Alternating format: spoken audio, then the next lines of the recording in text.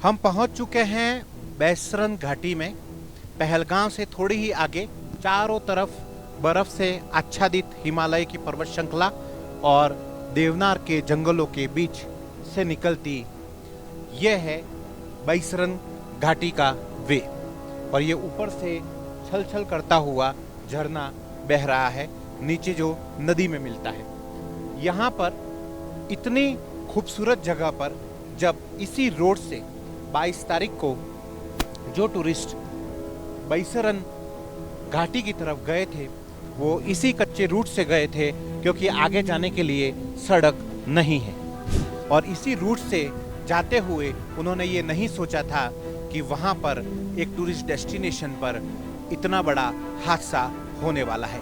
यहाँ ठीक नीचे सीआरपीएफ का कैंप है, जो इस क्षेत्र का सबसे बड़ा सीआरपीएफ का कैंप है, जहाँ पर हमेशा सीआरपीएफ के जवान मुस्तैद रहते हैं। और यहीं से आगे चलते हुए जब आतंकवादियों ने लोगों को अपना निशाना बनाया, तब वो इन्हीं देवनार के जंगलों में भागकर फरार हो चुके थे। ऊपर से जब तक लोग नीचे आते और खबर आती, तब तक बहुत देर हो चुकी थी और उसमें लगभग 26 लोगों की मौत हो चुकी थी। कुछ लोकल घुड़सवारों ने लोगों की मदद की और वो लोगों को हॉस्पिटल पहुंचाने के लिए पहली इंफॉर्मेशन जो है वो इसी सीआरपीएफ कैंप में आई थी। इस वक्त ये पूरा का पूरा क्षेत्र जो है वो सुनसान है, वीरान है और यहाँ पर कई तरीके के इन्वेस्टिगेशन इस वक्त चल रहे हैं। जो रास्ता हम आपको बताने की कोशिश कर रहे हैं, ये रास्ता इसी तरीके से पथरीले बड़े पत्थर और जंगलों के बीच से होता हुआ जाता है। और इतनी कड़ी चढ़ाई के बाद में खच्चरों के ऊपर और कुछ लोग पैदल होते हुए बैसरन घाटी, जो कि मिनी स्विट्जरलैंड कहा जाता है, उसका लुत्फ उठाने के लिए लोग जाते हैं। लेकिन इसी जगह पे उनके साथ एक ऐसा हादसा हो गया जिसने पूरी दुनिया को हिला दिया है। गुजरात के 3 लोगों की मौत हुई और पूरे देश से लगभग 25 भारतीयों की मौत हुई और 1 नेपाली की मौत हुई। इसी मौत के आंकड़ों में एक नाम उस घुड़सवार का भी था जिसने टूरिस्ट को बचाने के लिए आतंकवादियों के साथ मुठभेड़ की और वो वहीं मारा गया। कश्मीर की घाटी में कई बार मुठभेड़ें हुई हैं, कश्मीर की घाटी में कई बार आतंकी हमले हुए हैं और यहाँ के लोगों ने इस आतंकवाद की जो कह सकते हैं कि खूंखार लड़ाई को सालों से देखा है। लेकिन अब की बार आतंकवादियों ने उस हद को पार कर दिया जब उन्होंने धर्म पूछकर गोलियां मारी। हिंदू अलग, मुस्लिम अलग, और उसके बाद जो है वो उन्होंने निर्दोष लोगों को एक के बाद एक उनके बच्चे और उनकी पत्नियों के सामने, उनके माता पिता के सामने गोली मारना शुरू कर दिया। सीआरपीएफ के लोग इस वक्त हमें यहाँ से जाने के लिए कह रहे हैं, क्योंकि ये पूरा एरिया पूरी तरीके से सील है और एक बड़ा ऑपरेशन इस वक्त चल रहा है। कुछ ही दिनों में या कहें कुछ ही घंटों में देश के लिए एक सुकून का समाचार आएगा जब इस घटना से जुड़े आतंकवादियों को चुन चुन कर मारा जाएगा।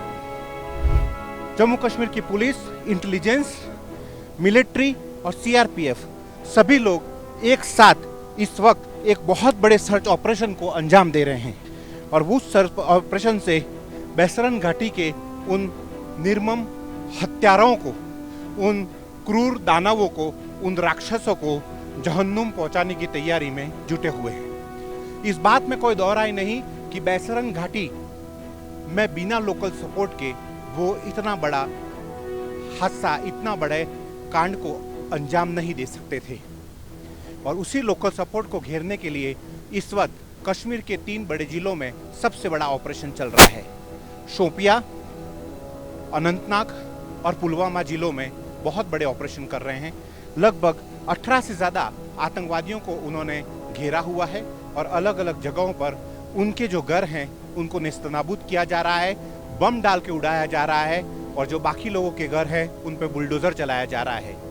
कश्मीर के लोग इस बार भारत के साथ है, हिंदुस्तान के साथ है। ऐसी घटनाएं मैंने खुद कई बार कश्मीर में देखी हैं, एनकाउंटर्स देखा है, लेकिन आतंकवादियों से ज्यादा डर कश्मीर के लोगों से लगता था, क्योंकि उन आतंकवादियों को ढाल बनकर कश्मीर के लोग, कश्मीर के युवा पत्थरबाजी करते थे। लेकिन आज हालात बदल चुके हैं। आज कश्मीर का युवा भारत के साथ है। वो हिंदुस्तान जिंदाबाद के नारे लगाता है, ना कि पाकिस्तान जिंदाबाद के नारे लगाता है। एक समय था जब यहाँ का तिरंगा कोई नहीं पहचानता था और यहाँ सिर्फ पाकिस्तान का झंडा ही पहचान में आता था। लेकिन आज वो हालात बदल चुके हैं। कश्मीर के लोग ये बात समझ चुके हैं कि अगर उन्हें यहाँ पर रहना है, अगर उन्हें सच में अपना एक अच्छा जीवन चाहिए, यदि सच में कश्मीर को स्वर्ग के रूप में देखना है, तो हिंदुस्तान के साथ रह के, हमारी फौज के साथ में रह के, सत्य का साथ देने पे ही ये संभव हो सकेगा। विकसित भारत की परिकल्पना जो प्रधानमंत्री नरेंद्र मोदी लेकर चल रहे हैं, उसी क्षेत्र में जब 370 और 35A की धारा को नाबूद किया गया था, उस धारा के हटने के बाद यहाँ पर एक अच्छे विकास ने जन्म लिया था। यहाँ पर अच्छे रोड्स बन रहे हैं, अच्छे पुल बन रहे हैं, अच्छा इंफ्रास्ट्रक्चर हो रहा है, एम्स बन रहा है, मेडिकल कॉलेज हो रहे हैं, यूनिवर्सिटीज खुल रही हैं, लोगों को स्किल डेवलपमेंट का एजुकेशन दिया जा रहा है, गृह उद्योग चल रहे हैं, एप्पल की खेती को पूरे विश्व में फैलाया जा रहा है, केसर की खेती को पूरे विश्व में फैलाया जा रहा है, एक्सपोर्ट हो रहा है और कुल मिलाकर जिंदगी पटरी पर थी। कुल मिलाकर यहाँ के लोग अच्छी आजीविका के साथ एक अच्छे जीवन को यापन करने के लिए तैयार थे।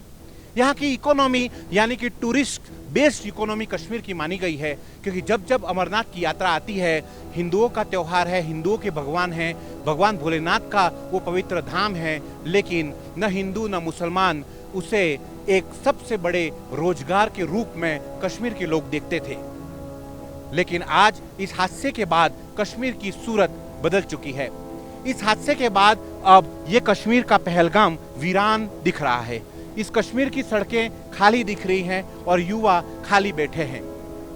बेरोजगारी एक बार फिर कश्मीर का रास्ता खटखटा रही है, क्योंकि अब आजीविका का सबसे बड़ा साधन यानी कि टूरिज्म इकोनॉमी पर सबसे बड़ी चोट लगी है।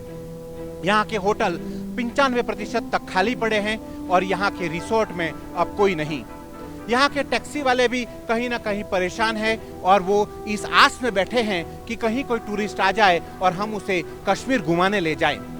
यहाँ के घोड़े वाले, खच्चर वाले, रेस्टोरेंट वाले, होटल वाले, एप्पल का बिजनेस करने वाले, केसर का बिजनेस करने वाले, वो क्रिकेट बैट का बिजनेस करने वाले, आज सभी लोग इस हरकत से बहुत ज्यादा नाराज हैं, परेशान हैं, क्योंकि उन्हें पता है कि ये जो पाकिस्तान प्रेरित आतंकवाद ने जो कोहराम पहलगाम में मचाया है, जो बैसरन वैली में मचाया है, उस कोहराम के कारण आज उनकी रीढ़ की हड्डी टूट गई है। आज उनके आजीविका का सबसे बड़ा स्रोत पे सबसे बड़ी चोट पहुंची है। लेकिन एक बार फिर लोगों को विश्वास है भारत सरकार के ऊपर, हमारी तीनों फौजों के ऊपर, कि अब की बार ऐसा करारा जवाब मिलेगा कि आतंकवाद जड़ मूल से खत्म हो जाएगा। इस बार पीओके में चलने वाले वो सभी आतंकी लॉन्च पैड और पीओके में चलने वाले वो सभी आतंकी ठिकानों को पूरी तरीके से समाप्त कर दिया जाएगा। कश्मीर के लोकल सपोर्ट को पूरी तरीके से बर्बाद कर दिया जाएगा और उसका जवाब देना शुरू हो गया है जब 13 आतंकवादियों के घर को बम से उड़ाया है। ये ऑपरेशंस चल रहे हैं और ये ऑपरेशन चलने भी चाहिए तब तक जब तक कि आतंकवाद का सफाया पूरी तरीके से नहीं हो जाता। लोगों को विश्वास है कि अब की बार इस समस्या का निदान जरूर होगा। कैमरामैन विनोद शर्मा के साथ विवेक कुमार भट्ट, पहलगाम, कश्मीर।